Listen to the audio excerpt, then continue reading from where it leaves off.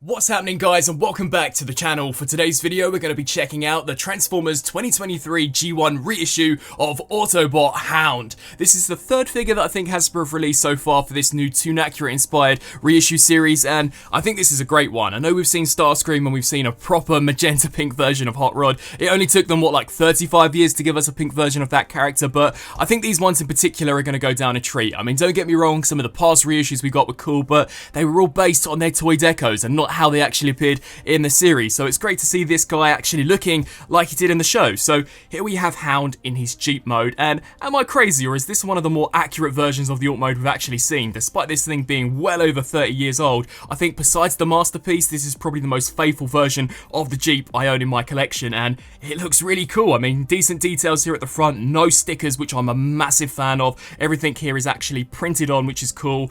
And I mean, overall, details, proportion, everything about this thing I think looks fantastic. We do get some proper die-cast here at the back, so it's great to see that they didn't scrap on that. That's really cool. This entire section has been painted over, and considering, I think the paint match is actually pretty spot on to the green plastic. We do get some proper rubberized wheels, which again is cool. This massive cannon here at the back. Not chrome like the original toy, but to be honest, I don't think it looks too bad. It has a bit of articulation, so you can rotate it and hinge it up and down. These pieces here are also accessories. You'll see these removed when we get stuck into transformation, but I thought they looked pretty sweet, and here is how Hound looks from an underside. Now this guy, considering he has proper pinned on wheels, can glide along the ground with absolute ease, which is just so cool. I've been dashing this thing here, there, and everywhere, and it just smacked into my camera. It looks really cool. Now, in addition to the 3 accessories we already have on this guy, he also comes with a couple more. So here we have the shouldered mounted cannon. This looks great. I mean, sadly, they have actually got rid of the missile functioning gimmick. So when you push this, despite it actually moving, there is no spring in this at all, which I think is such a shame. We do get a set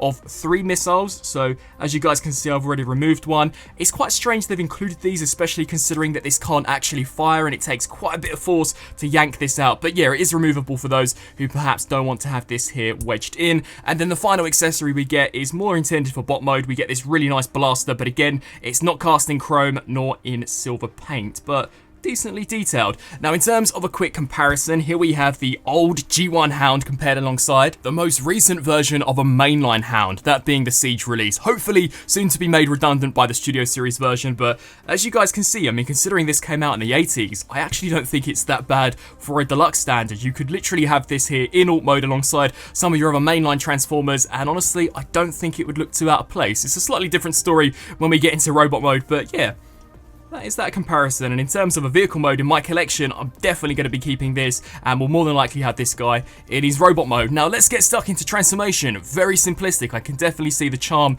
with some of these older figures. So there is a bit of parts forming required. You basically do just take the accessories here and set them off to the side. I imagine you could transform them attached, but they'd probably end up in some really wonky places. We can then take the seats, collapse those down like that. We can then take this section here, hinge this down, and these pieces are actually going to fold up just like that. We can then take these side sections, rotate these down on both sides, and then take this here, extend this section up, and then collapse it down. And when you do that, it kind of auto-morphs and automatically pushes the head out, which I thought was a pretty sweet transformation trick, especially for a figure which is, again, about 35 years old in terms of molding. We can then take this piece here, collapse it down, and then these pieces do come down. And again, look at that, auto-morphing. The arms actually kind of transform out of the front of the vehicle, which I thought was kind of sick. We can then pull those forearms down, do the same here for this side. And that is basically the base figure of G1 Hound. But of course, you have to equip him with that shoulder-mounted cannon. So we just take this and it will slide into a tiny slot here. So just peg that there into place, and then we'll give him his gun and just slide that in. And there we have the new 2023 reissue of G1 Hound. And again, for a figure which is so old, pretty decent. I mean, it's not too bad at all. Of course, it's very small, there's wonky proportions, he doesn't quite articulate how you would expect, but a really nice, just kind of fun figure. Now, as we take a look at the details, there we have that G1 Hound head looking really cool. I mean, it's kind of very small, but pretty detailed. They've completely painted the face as well as the eyes, which I thought was neat. The chest is identical to what we saw in the robot mode. It really is just the addition of the arms which change, and nicely sculpted and painted. Of course, they're very short and stubby, but I mean, what are you going to do? This figure is very old. We do get some nice paint and detailing here for the thighs. I really like that shade of green in particular. And overall, I mean, not looking too bad. back kibble is kept to a bare minimum. We do get these extra wheels, but I don't think he looks that bad at all. Now, articulation, sadly, it's very lacking, so we merely do just get a slight hinge joint here out of the shoulders, nothing out of the legs or the waist or the head. So he's basically a brick, more or less a big chest piece. You can just have him plonking along the ground, trying his best to take out some of those Decepticons, and yeah, overall, not too bad at all. Now, in terms of some comparisons here for robot mode, here we have the new G1 Hound compared alongside your average core class figure, that being Optimus Prime. So, I mean, if you can't wait for a core class Hound, this one actually wouldn't scale too badly with some of these other figures. Of course, it would be a very expensive core class placeholder, as I think these things retail, at least here in the UK, for about £40 when in comparison to the £15 that we're now seeing from core class, but yeah, definitely quite a small and charming figure. And of course, for another comparison, here we have him alongside that Siege Deluxe Hound. So despite the scaling in the vehicle mode being pretty much identical, there is a huge difference in terms of robot mode, but I just cannot wait to see that upcoming buzzworthy Studio Series version. I mean, I really like this figure, but to see it in the proper Earth mode colours with the actual cheap vehicle mode,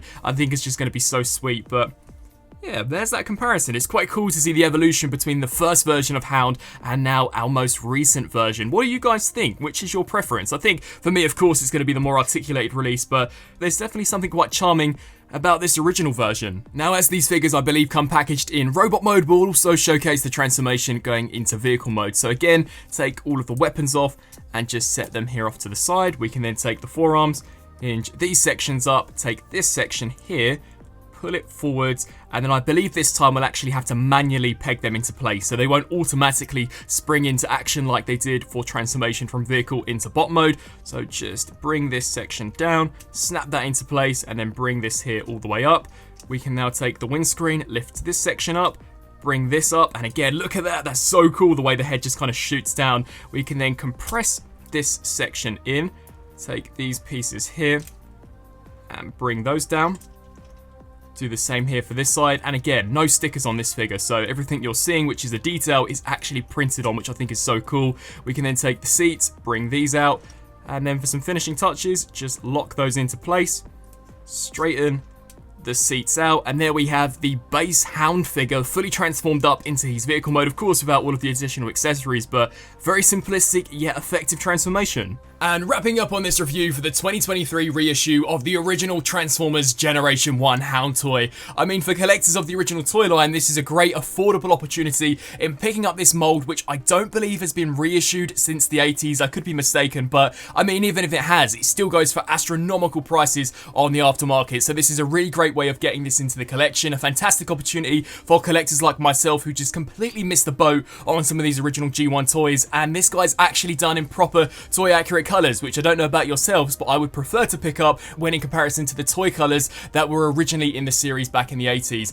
I'd love to get your thoughts down in the comment section below. I mean, what do you guys think about Hasbro reissuing some of these slightly more harder to find G1 toys, and what G1 characters would you like them to see put out in the next wave? Like I said, I know they've already brought out a Starscream and a Hot Rod, but I'm pretty certain that Starscream got a recent reissue a few years back, so it would be quite cool to see them maybe give us the Dinobots. I know there's been so many collectors out there that want to get those original Dinobot toys, myself included, so if they still have the molds, I would love to see them reissued next. As always, I thank you guys all so much for watching, and until my next video, I'll see you then. Thanks for watching.